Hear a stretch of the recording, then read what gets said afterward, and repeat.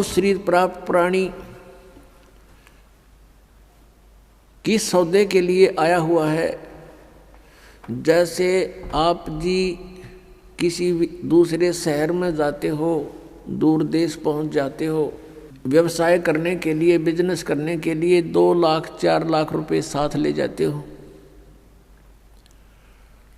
और वहां जाकर के आपने किसी धर्मशाला में या रेस्टोरेंट में कमरा बुक करा लिया। यहां तक तो उद्देश्य था सही, आपने जो क्रिया की बिल्कुल ठीक की।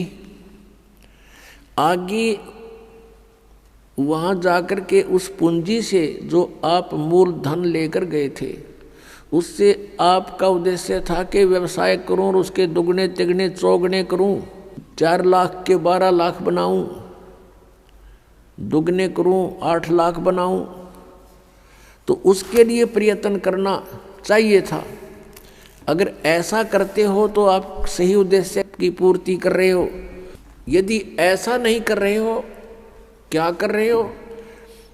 जैसे 4 लाख रुपये कोई लेकर गया, रेस्टोरेंट में कमरा बुक करा लिया और खावे पीवे सो जावे, घुट्टी लावे, फिल्म देखे, बढ़िया माल खावे और सो जावे, सारा दिन इधर उधर सैर सपट्टे करता रहे, तो उसकी जो मूल पूंजी थी वो नाश हो रही है, प्रतिदिन घट रही है।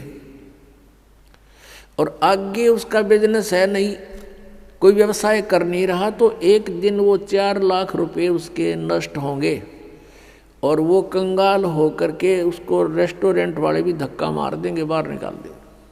वो निर्धन हो गया, वो कंगाल हो गया। उस पूंजी से उसने दुगने तिगने करने थे, चौगने करने थे, तो वो सेठ बनता, साहूकार कहलाता। आप जी यहाँ आए हो श्वास रूपी पूंजी लेकर, मनुष्य जीवन के जो श्वास, इसकी बहुत कीमत है। परमात्मा कबीर साहब जी कहते हैं, कहता हूँ कई जात हूँ, कहूँ बजा के ढोल, और श्वास जो खाली जात है भाई 3 लोक का मोल। एक मनुष्य जीवन के श्वास की इतनी कीमत है, 3 लोक, पृथ्वी लोक, स्वर्गलोक और पाताल लोक, इनके बराबर इसकी कीमत समझ लो एक श्वास की। और हम इसका सदुपयोग ना करके दुरुपयोग कर रहे हैं, तो इतनी पूंजी हम बर्बाद कर रहे हैं। इतनी वैल्यू है इस मनुष्य के श्वास की। मनुष्य का जीवन श्वासों से निर्धारित है, और हम इसका सदुपयोग ना करके कितना व्यर्थ कर रहे हैं। तो क्या बताते हैं, ये सौदा करना था, अपने श्वासों की जो सिमरण करना था, जिह्वा से भी जाप करना था, परमात्मा का नाम रटना था। ऐसा ना करके हम इसका दुरुपयोग कर रहे हैं। तो कहते हैं, लोहे जैसा ताव जात है काया देश राही। जैसे लोहे को गर्म कर देते हैं भट्ठी में, और कारीगर उसको तुरंत निकाल करके उसके ऊपर चोटें मारता है, और उस गरम गरम पर चोट मार के वो जो चाहे सो बना सकता है, जिस उद्देश्य के लिए गर्म किया गया वो लोहा। और यदि वो तुरंत चोट नहीं मारता है, कुछ ठंडा हो जाता है, तो उसके ऊपर चाहे सारे गन्ने झाड़ ले, उसका कुछ नहीं बने फिर लोहे का, क्योंकि ठंडा हो गया, बांगा टेढ़ा हो जाए। तो ऐसे ही ये मनुष्य जीवन जब तक आपके पास है तो आपका लोहा गर्म है। इसमें राम नाम की चोट मार लोगे तो आप इसका उद्देश्य पूर्ति कर लोगे, अन्यथा फिर बांगा टेढ़ा हो जाएगा, ठंडा होकर के कुत्ते गधे सूअर के मुख मिलेंगे आपको।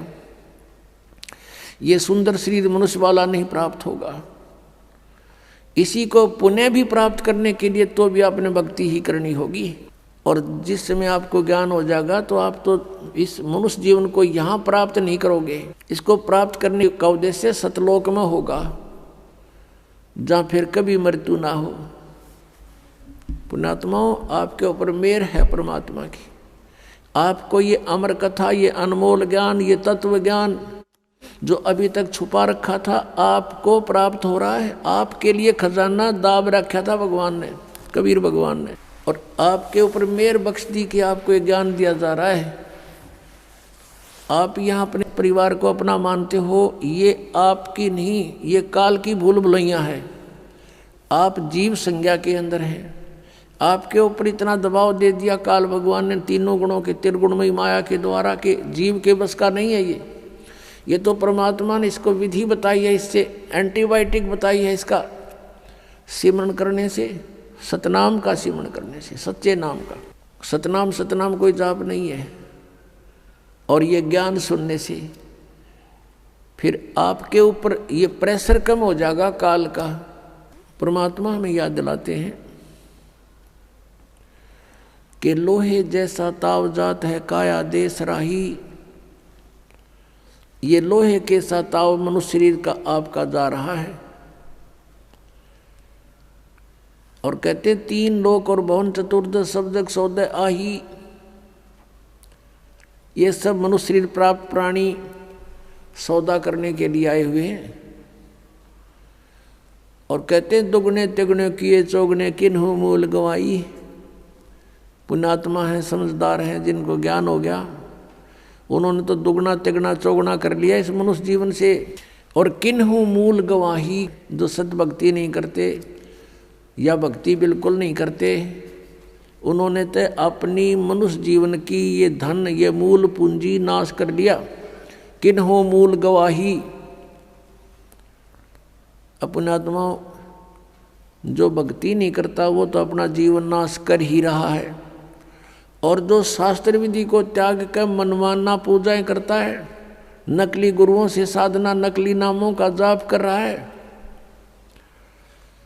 वो भी अपना जीवन नाश कर रहा है। वो उसी के तुल्य है जो भक्ति नहीं कर रहा है। एक रोगी है, औषधि नहीं खा रहा है, उसका तंदुरुस्त मृत्यु है। और दूसरा रोगी औषधि खा रहा है, नकली खा रहा है, तो उसकी भी मृत्यु डेफिनेट है, उसका ट्रीटमेंट नहीं है।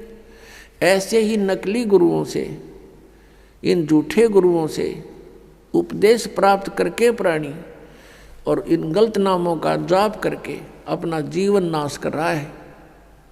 तो दोनों ही एक जैसे हैं, वो अंत दोनों का वही होगा।